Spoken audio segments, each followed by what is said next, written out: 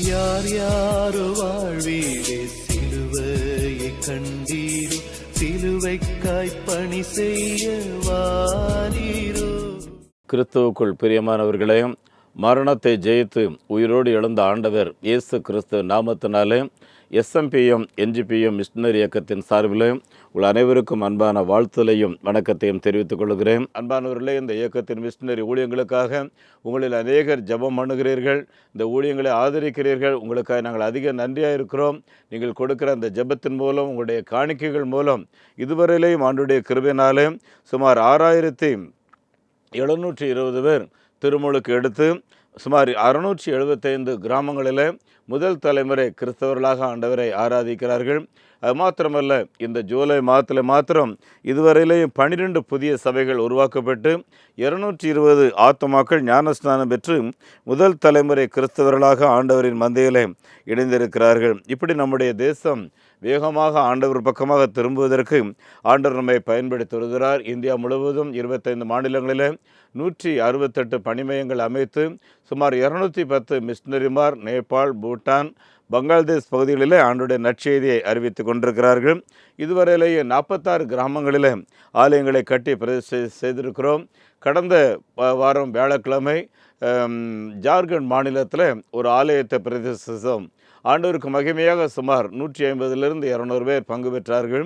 அன்பானவர்களே, அந்த பகுதியில் அநேகர் குடிவெறிக்கு அடிமையானவர்கள். ராமன் என்ற ஒருவர் ஒரு மந்திரவாதியாக இருந்தவர். அன்றைக்கு ஞானஸ்நானம் எடுத்ததோடு கூட அந்த ஆலயத்தின் கட்டுமான பணிக்கும் பெரும் பங்காற்றியவர். இப்படி அநேகருடைய ஒத்துழைப்பு ஜெபத்தின் விளைவாக மந்திரவாதிகள் மனம் மாறுகிறார்கள், குஷ்டரோகிகள் சுகமடைகிறார்கள், குருடர்கள் பண்பார்வை அடைகிறார்கள். அருமையானவர்களே, முகேஷ் என்ற ஒரு சகோதரர், இவர் ஒரு 24 மணி நேரமும் பூஜை செய்து கொண்டிருக்கக்கூடிய மனுஷர். இவரை தேவன் தொட்டார். இப்படி தொட்டவர்கள் ஆண்டவருடைய சுவிசேஷத்தை அறிவிக்கும்படி எழும்பியிருக்கிறார்கள். அருமையானவர்களே, இந்த ஊழியங்களுக்காக ஜெபிக்கிற அநேகருக்காக ஆண்டவரை நாங்கள் ஸ்தோத்தரிக்கிறோம். கடந்த 2 மாதங்களில் பணிமங்கள் நடந்த VBS மூலமாக சுமார் 20,000க்கும் மேற்பட்ட குழந்தைகள் இயேசுவின் அன்பை கற்றுக்கொண்டதோடு கூட புதிய ஏற்பாடு புஸ்தகத்தை எடுத்து சென்றிருக்கிறார்கள். அருமையானவர்களே, நம்முடைய இயக்கத்தின் சார்பில் மாதந்தோறும் ஆத்மாவை தேடி என்ற ஒரு பத்திரிகை வெளியிட்டு கொண்டிருந்தோம். மத்திய அரசாங்கம் ஆத்ம சவால் என்று பெயர்களை கொடுத்திருக்கிறார்கள். இந்த பெயரில் வரும் காலங்களிலே பத்திரிகை வெளிவரும். இதற்காகவும் ஜெபம் பண்ணி கொள்ளுங்கள்.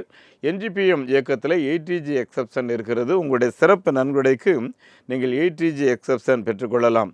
அருமையானவர்களே, SMPM மிஷனரி இயக்கத்தில் இணைந்து பணியாற்றுவதற்கு சுமார் 340 அப்ளிகேஷன் எங்களுடைய அலுவலகத்தில் காத்திருக்கிறது. அதோடு கூட ஆயிரக்கணக்கான குழந்தைகள் எங்களையும் படிக்க வையுங்கள் என்று கேட்கிறார்கள்.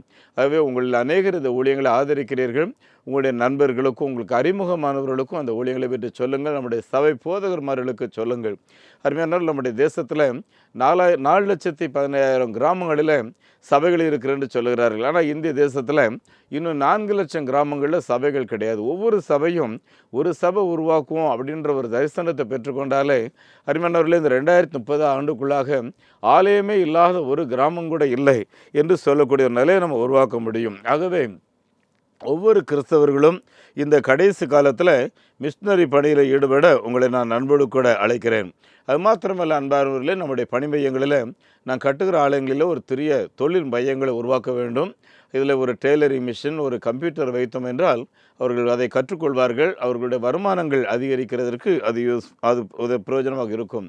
அதுவும் கூட நம்முடைய ஆலயங்கள் கட்டுவதற்கு, பக்க ஆலயம் கட்டுவதற்கு 7 லட்ச ரூபாய் தேவை, சுமாராக கட்டுவதற்கு 5 லட்ச ரூபாய் தேவை, கச்சா ஆலயம் 3 லட்சம் 2 லட்ச ரூபாய் கட்டுகிறோம்.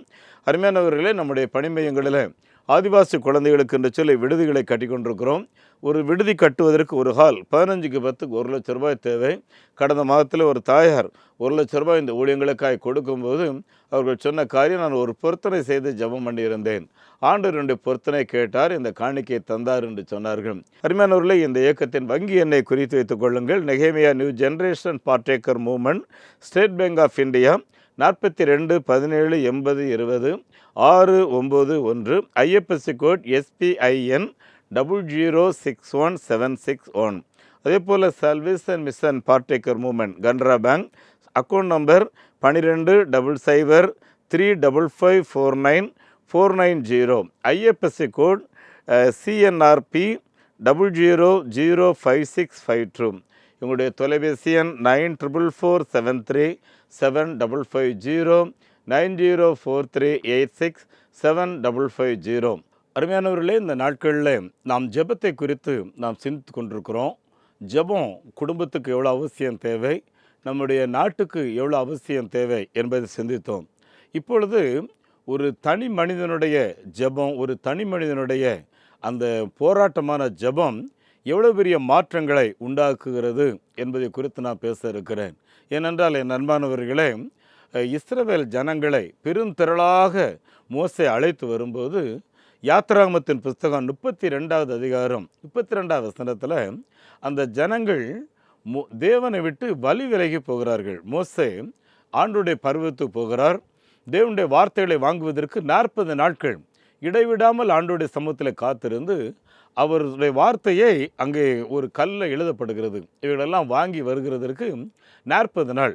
இந்த ஜனங்க எல்லாரும் ஆரோன்ட்ட என்ன போய் சொல்கிறாங்க, அந்த மோசே என்ன போனாருன்னு தெரியாது, இனி அவர் திரும்பி வருவாருங்கிற நம்பிக்கையும் கிடையாது, அதனால் எங்களுக்கு ஒரு தெய்வத்தை உண்டாக்கும். என் அன்பானவர்களே, நல்லா கவனிங்க. பொதுவாக தலைவன் பொறுப்பு இல்லாமல் போயிட்டா உடனே என்ன பண்ணுவாங்க, வேறு தலைவரை செலக்ட் பண்ணுவோம். அதுதான் அறிவு பிரகாரமான காரியம். அதை செய்திருக்கலாம். அந்த மோசே காணலை, ஒருவேளை நீங்கள் இனிமேல் எங்களுக்கு தலைவராக இருங்க அப்படிங்கிறத சொல்லியிருக்கலாம். அது நல்ல காரியம். மாறா என்ன பண்ணுறாங்க, அவர்களை ஓங்கிய புயத்தினால வல்லமையினால் அழைத்து வந்தாரே அந்த ஆண்டவர். வானத்து மன்னாவை கொடுத்தார் இல்லையா? ஆமாம், அது மாத்திரம் இல்லை, அவர்களுக்காக யுத்தம் பண்ணார், பார்வோனின் கையிலிருந்து விடுவித்தார். எத்தனை அற்புதங்கள் நம்ம எல்லாருக்கும் தெரியும் இல்லையா? இவ்வளோ காரியங்களை செய்து அழைத்து வந்த அந்த சர்வ வல்லமையுள்ள தேவனை விட்டு விட்டார்கள். கொஞ்சம் யோசித்து பாருங்கள், நம்ம நாட்டில் இன்னும் 98% மக்கள் ஜீவனுள்ள தேவனை தேடவில்லை. இதை குறித்து நம்முடைய அக்கறை என்னங்கிற யோசித்து பாருங்கள். அருமையானவர்களே, உனக்காக நான் மரித்தேனே, எனக்காக நீ என்ன செய்தான்னு சொல்லி ஆண்டவர் கேட்பார். பார்த்துக்குங்க. ஆமாம், அவர் ஒரு நாள் நம்ம எல்லாரும் சந்திக்க போகிறோம். வெறுங்கையோடு நம்ம சந்திக்க முடியாது. என் அன்பானவர்களே, வெறுங்கையாய் பரலோகத்தில் வந்திடேன் இயேசுநாதா, வெறுங்கையாய் பரலோகத்தில் வந்திடேன் இயேசுநாதா, ஆத்தும ஆதாயம் செய்திடவே ஆசி பொழிந்தருளும், ஆத்தும ஆதாயம் செய்திடவே ஆசீர் பொழிந்தருளும், பாவம் பெருகுதே பாரும் பஞ்சேசுவே, அழியும் மனுக்குலம் அதையும் ரட்சிப்பீரே. ஆம் பிதாவே. அருமையானவர்களே, நம்முடைய தேசத்தில் வழி தெரியாமல் போய் கொண்டிருக்கிற ஜனங்களுக்கு நம்முடைய பங்களிப்பு என்னன்னு யோசித்து பாருங்கள். நம்ம வீட்டில், நமக்கு எதிர் வீட்டில், நம்மை சுற்றிலும் ஏராளமான ஜனங்கள் மெய் சமாதானத்தை தேடி அலைகிறார்கள், தேவையோடு விடுதலைக்காக ஓடிக்கொண்டிருக்கிறார்கள். அவர்களுக்கு நம்ம என்ன சொல்ல போகிறோம்னு யோசித்து பாருங்கள். இன்றைக்கி பஞ்சாப்லேயும் சரி, குஜராத், மகாராஷ்டிராலையும் சரி, நிறைய மக்கள் மனம் மாறி பேப்டிஸ் எடுக்கிற ஒரு காரணம், ஒவ்வொரு விசுவாசியும் நான் எப்படி மாற்றப்பட்டேன், எப்படி என்னுடைய வாழ்க்கையில் இயேசு வந்தார், என்னுடைய குடிப்பழக்கத்தை மாற்றினார், எங்கள் வீட்டில் இருக்கிற வறுமையை மாற்றினாருன்னு சாட்சி சொல்கிறாங்க. இந்த சாட்சி தான் அநேகர் மத்தியில் கிரியை செய்து கொண்டிருக்கிறது. என் அன்பானவர்களே, நம்ம என்ன செய்கிறோம்னு யோசித்து பாருங்கள். மோசே தேவ சமூகத்தில் அங்கே வார்த்தையை வாங்கி கொண்டு கீழே வரும்போது ஜனங்களெல்லாரும் குடித்து குமாளித்து விக்கிரகத்தை வணங்கி ஆராதனை செய்து கொண்டிருக்கும்போது கர்த்தருக்கு கோபம் வருது. உடனே அவர் சொல்கிறார், மோசே, இந்த ஜனங்களை விட்டு விலகிப்போ, எல்லாரும் என்ன அழிக்க போகிறேன், இவங்க ஒருத்தரும் வாக்குத்தத்தம் பண்ணப்பட்ட அந்த தேசத்துக்குள்ளாக வர்றது கிடையாதுன்னு சொல்லும்போது மோசே தேவ சமூகத்தில் போய் திறப்பின் வாசலில் இருக்கிறார். என் அன்பானவர்களை, யாத்திராகமம் 32 வாசித்து பாருங்கள். தேவரீர் என் பெயரை அந்த ஜனங்களுடைய பாவத்தை மன்னித்தால் மன்னியும், இல்லைன்னா என் பெயரை உம்முடைய ஜீவ புஸ்தகத்திலிருந்து நீர் எடுத்துவிடும், நான் செத்தாலும் சாகிறேன், என் ஜனங்களுக்கு வாழ்வு வேண்டும் என்று ஜனங்களுக்காக தேவ சமூகத்தில் இருக்கிறான். என் அன்புக்குரியவர்களே, ஆண்டவர் சமூகத்தில் அவன் ஏறெடுத்த ஜெபத்தை அன்னைக்கு நூனின் குமாரனாகிய யோசுவா கேட்டுக்கொண்டிருக்கிறாரு. அருமையானவர்களே, யாத்திராகமம் 33:11 வாசித்து பாருங்க. ஒருவன் தன் சிநேகிதனோடு பேசுவது போல கர்த்தர் மோசையோட பேசினதை யோசுவா பார்த்தான்.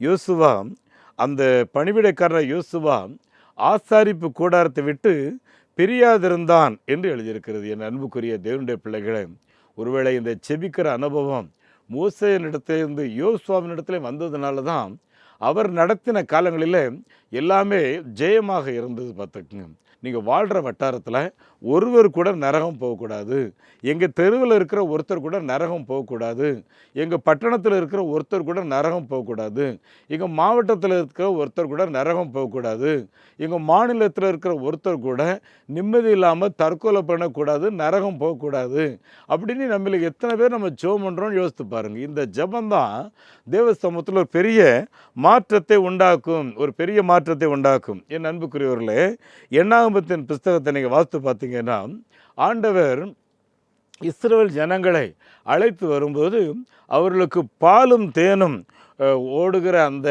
நல்ல செழிப்பான தேசத்தை கொடுப்பேன் அப்படின்னு சொல்லி அழைச்சிட்டு வராரு.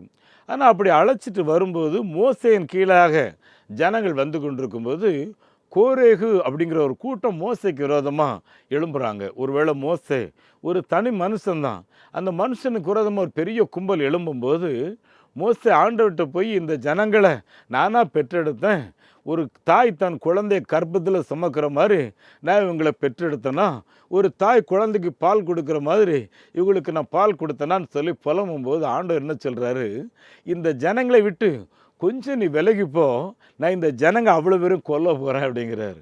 உடனே மோசே என்ன செய்திருப்பார், கொல்லுங்க இவன் வேண்டாம் உயிரோட அப்படி சொல்லியிருப்பாரா? இல்லை, ஆண்டவரே இந்த ஜனங்களை நீர் மன்னிக்க வேண்டும், இந்த ஜனங்களை நீர் மறுபடியும் வாழ வைக்க வேண்டும். எகிப்திலிருந்த ஜனங்களை கூட்டி வரும்போது உம்முடைய ஓங்கிய பயத்தை சுற்றும் இருந்த புறஜாதிகளை பார்த்தாங்களா? அவங்க எல்லாரும் இந்த கற்கை எங்கே போனார்னு கேட்க மாட்டாங்களா?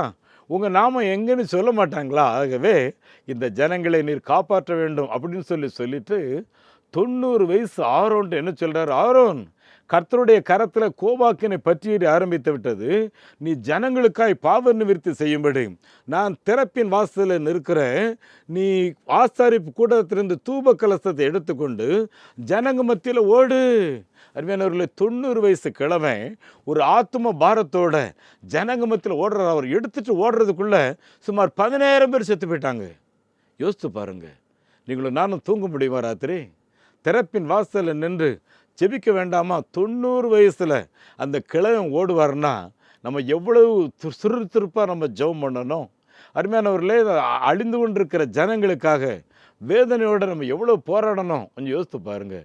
இந்த ஜெபம் மாபெரும் மாற்றங்களை கொண்டாகும். என் அன்புக்குரியவர்கள், நிறைய நேரங்களில் நமக்கெல்லாம் வரக்கூடிய என்னென்னா, இப்படிலாம் நான் ஜெபம் பண்ணால் எனக்கு என்னங்க கிடைக்கும்? ஒன்றை கவனிச்சுக்குங்க, தானியேல் ஜெபம் பண்ணி கொண்டே இருந்தானே தவிர அவன் வாழ்க்கையில் கர்த்தர் அவனை வெறுமையாக விடலை.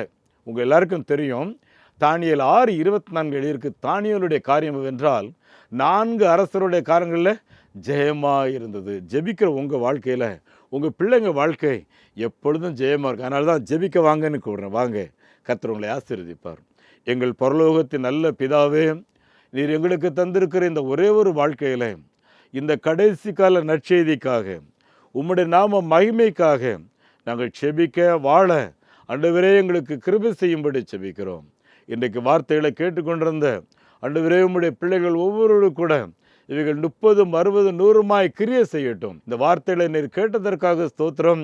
30, 60, 100 பலன் கொடுக்கிறதற்காக ஸ்தோத்திரம். ஆண்டவரும் இரட்சகருமாகிய இயேசு கிறிஸ்து நாமத்தில் இந்த ஜெபத்தை கேட்கிறேன் பிதாவே, ஆமேன். நம்முடைய ஆண்டவர் இயேசு கிறிஸ்துனுடைய கிருபையும் பிதாவாகிய தேவனின் அன்பும் பரிசுத்த ஆவியானுடைய பராமரிப்பு நடத்த ஆசீர்வாதம் நம் அனைவரோடும் இன்றும் என்றும் சதா காலங்களிலேயும் தங்கியிருப்பதாக, ஆமேன். இந்த மாபெரும் நற்செய்தி பணியில் ஒரு ஆதிவாசி குழந்தைய நீங்கள் 600 ரூபாய் கொடுத்து படிக்க வைக்கலாமே, உங்களால் ஏன்ற தொகையை கொடுத்து ஒரு ஆலயங்கள் கட்டுவதற்கு தீர்மானம் எடுக்கலாமே, உங்களுடைய பங்குகள் என்ன?